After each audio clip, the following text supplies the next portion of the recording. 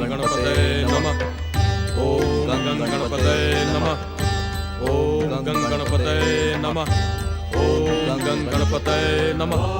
ओम गणपतये नमः। ओम गणपतये नमः। ओम गणपतये नमः। ओम गणपतये नमः। ओम गणपतये नमः। ओम गणपतये नमः। ओम गणपतये नमः। ओम गणपतये नमः। ओम गणपतये नमः। ओम गणपतये नमः। ओम गणपतये नमः। ओम गणपतये नमः। ओम गणपतये नमः। ओम गणपतये शिव गणेश। ओम गणपतये नमः। ओम गणपतये नमः। ओम गणपतये नमः। नमः। ओम गणपतये नमः। ओम गणपतये नमः। ओम गणपतये नमः। ओम गणपतये नमः। ओम गणपतये नमः। ओम गणपतये नमः।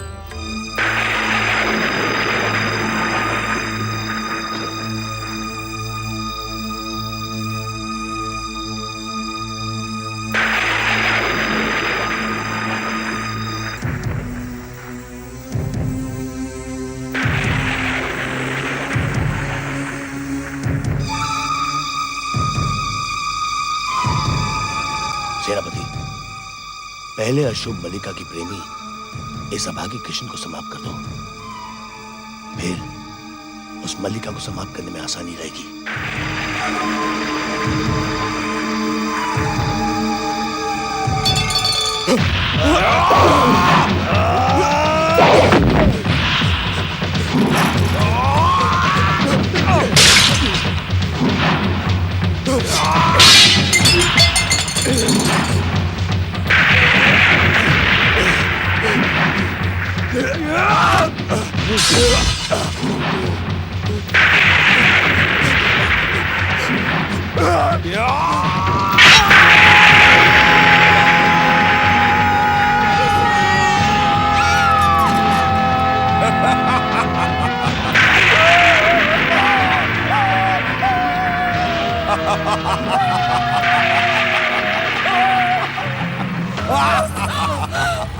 ठहर जा दुष्ट! ये क्या अनर्थ कर दिया तूने? तू ठहर जा! अनर्थ तो अब होगा।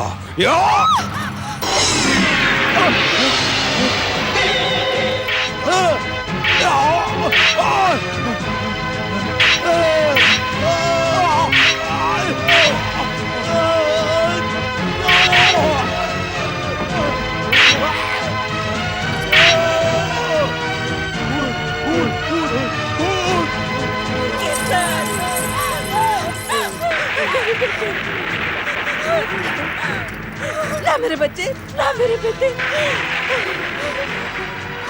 हे श्री गणेश, ये क्या हो गया? अरे वो दुष्ट लोग मेरे बेटे की ऐसी दुर्दशा कर गए और आप देखते रह गए, देखते रह गए।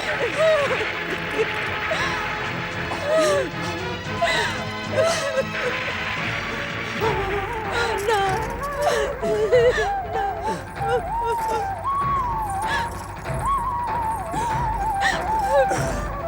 किशन को ठीक कर दीजिए गणपति महाराज, भले ही आप हमारे पैर ले लीजिए।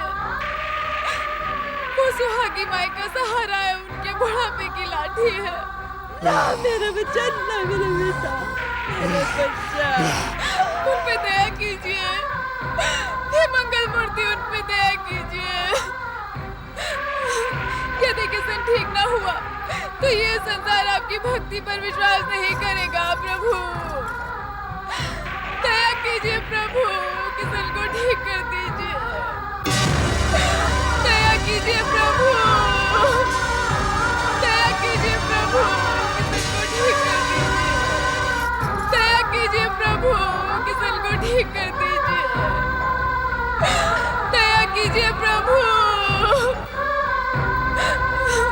यदि किशन ठीक ना हुआ तो ये संसार आपकी भक्ति पर विश्वास नहीं करेगा। प्रभु दया कीजिए प्रभु। नहीं कर दीजिए, दया कीजिए प्रभु, हे मंगल मूर्ति उन पे दया कीजिए। ओम गं गणपतये नमः। ओम गं गणपतये नमः। ओम गं गणपतये नमः। ओम गं गणपतये नमः। ओम गं गणपतये नमः। ओम गं गणपतये नमः। ओम गं गणपतये नमः। ओम गं गणपतये नमः। ओम गं गणपतये नमः। ओम गं गणपतये नमः। ओम गं गणपतये नमः। ओम गं गं गणपतये गणपतये नमः। ओम गं गणपतये नमः। ओम गं गणपतये दयासुर, नमः। तुम्हारी सौगंध पर विश्वास कर लेना अनुचित था। हमारे सावधान करने पर भी तुम नींद से अचेत होकर अपना कर्तव्य भूल बैठे। अब हमारे सेवक बने रहने का अधिकार तुमने खो दिया है। हमने तुम्हें मल्लिका, सुहागी और किशन की सहायता का आदेश दिया था, परंतु तुमने उसका पालन नहीं किया। अब कभी हमें अपना मुंह न दिखाना। मेरी भूल को क्षमा करें, क्षमा निधान श्री गणेश। मैं अभी उन तीनों की सहायता के लिए पहुंचता हूँ। ओम गं गणपतये नमः। ओम गं गणपतये नमः। ओम गं गणपतये नमः।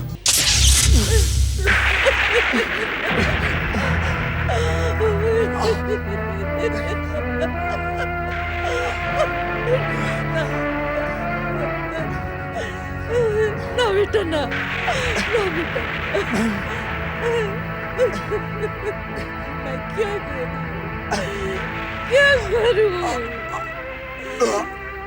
श्री गणेश, आपके होते हुए मेरे बेटे की इतनी दुर्दशा कैसे हो गई? कैसे चल पाएगा मेरा बेटा? कैसे जिएगा मेरा बेटा? कैसे जिएगा? जाना तो हो गया भाई, अब रोने से कुछ नहीं होगा। आप तो सर्वशक्तिमान हैं श्री गणेश। अपनी इच्छा मात्र से असंभव को संभव कर देते हैं प्रभु।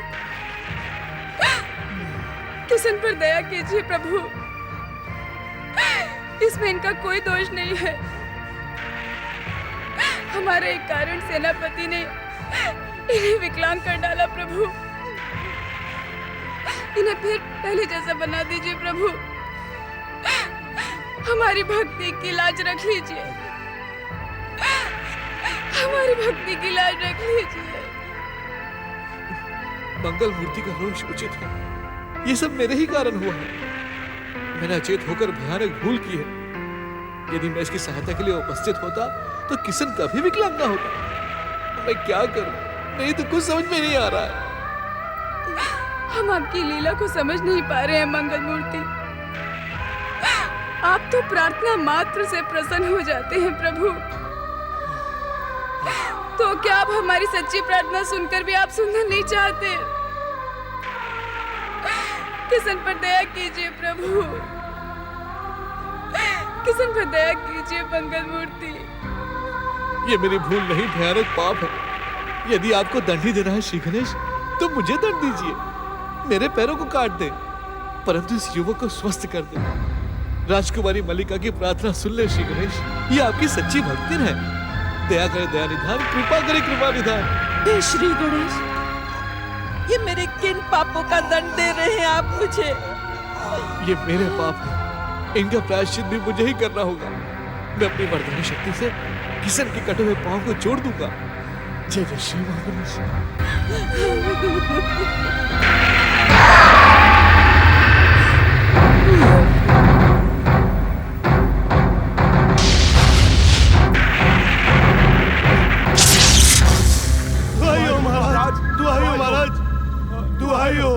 किस बात की दुहाई दे रहे हैं आप दोनों? महाराज, राजकुमारी मल्लिका ने... राजकुमारी मत कहो उस अशुभ कन्या को। वो राजकुमारी नहीं, हमारी घोर शत्रु है। आप सच कह रहे हैं महाराज।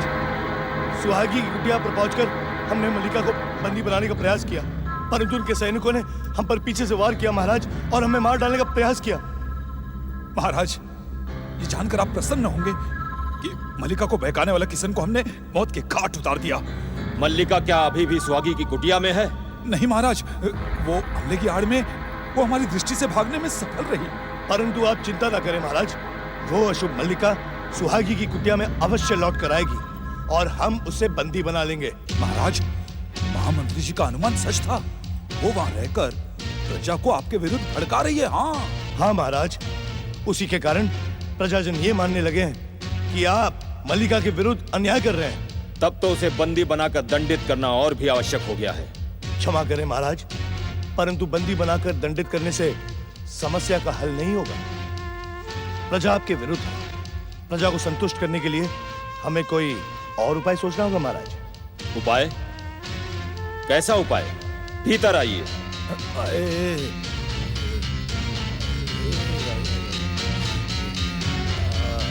किस उपाय की बात कर रहे थे आप?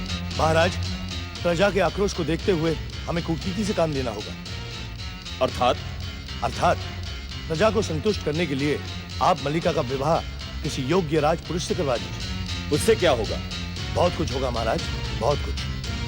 पुत्री के प्रति पितृ स्नेह देखकर प्रजा संतुष्ट हो जाएगी और मल्लिका सदा सदा के लिए आपसे दूर भी हो जाएगी महाराज। हम आपकी बात से सहमत है महामंत्री रुद्रदत्त। मल्लिका जन्म से ही हमारे दुखों का कारण बनी हुई है। पिता का कर्तव्य निभाने के लिए हमें उसका विवाह करना ही होगा। परंतु ऐसा कौन सा राजपुरुष होगा जो इस अभागन कन्या से विवाह करेगा? उसकी चिंता आप न करें महाराज। एक श्रेष्ठ राजकुल का राजकुमार हमारी दृष्टि में है।